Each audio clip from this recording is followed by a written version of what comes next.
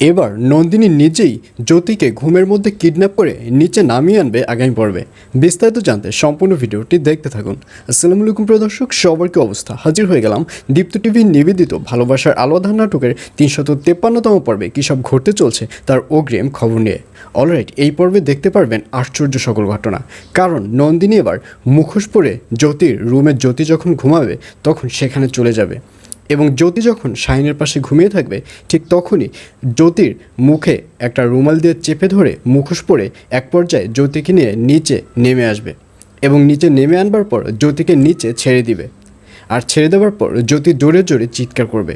জ্যোতি বলবে, কে আপনি? আপনি কে? আমাকে কেন আপনি আবারও কিডন্যাপ করতে যাচ্ছেন?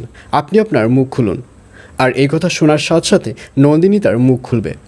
তখন জ্যোতি বলবে, নন্দিনী, আপনি আবারও আমাকে কিডন্যাপ করতে এসেছেন? বুঝতে পেরেছি, জেল থেকে ছাড়বার পর আপনার আগের পেশা মনে পড়ে গেছে আর এজন্যই আবারও আমাকে কিডন্যাপ করতে এসেছেন। আসলে আর্য আমাকে ঠিক কথাই বলেছিল।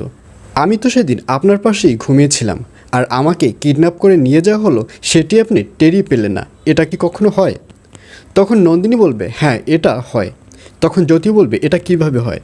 তখন নন্দিনী বলবে, আমি যেভাবে তোমাকে শাইনের কাছ থেকে কিডন্যাপ করে নিয়ে আসলাম এটাও ঠিক সেভাবেই হয়।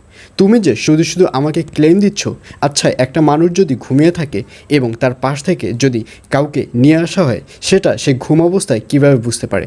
আর সেটা যদি বুঝতে পারি তাহলে আমি যখন শাইনের কাছ থেকে তোমাকে নিয়ে আসলাম তখন শাইন ভাই কেন বুঝতে পারলো না? তুমি শুধু শুধু আমাকে ভুল বুঝছো। আমি আসলে তোমার এই ভুলটি ধরিয়ে দেওয়ার জন্যই তোমার সাথে এই ধরনের নাটক করেছি। আমি মনে করি তোমার যদি সেন্স থাকে তাহলে তোমার নিজের ভুল বুঝতে পারবে।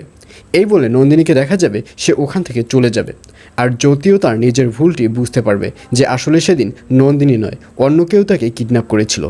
আর অন্যদিকে আর্যকে দেখা যাবে সে এবার স্বপন চাচার গায়ে হাত তুলবে, কারণ আর্য স্বপন চাচাকে মাটন সালাদ বানাতে বলবে, কিন্তু স্বপন চাচা কোনো সালাদই বানাবে না, অর্থাৎ সবাই যা খায় স্বপন চাচা ঠিক সেটিই তৈরি করবে। এবং এক পর্যায়ে রাইসাকে দেখা যাবে সে স্বপন চাচার গায়ে হাত তুলবে আর ঠিক তখনই ওখানে নন্দিনী এসে ধরবে এবং নন্দিনী রাইসাকে বলবে, আজ থেকে বাড়িতে সবাই যা খায় সেটাই রান্না হবে, কারোর জন্য স্পেশাল কোনো মাটন সালাদ তৈরি হবে না। আপনি খেলে খাবেন, না খেলে না খাবেন।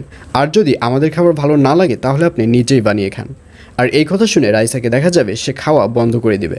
আর এছাড়াও থাকবে আশ্চর্য সকল ঘটনা। সুতরাং সবাইকে ভালোবাসার আলো আঁধার নাটকের আগামী পর্ব দেখার আমন্ত্রণ রইল।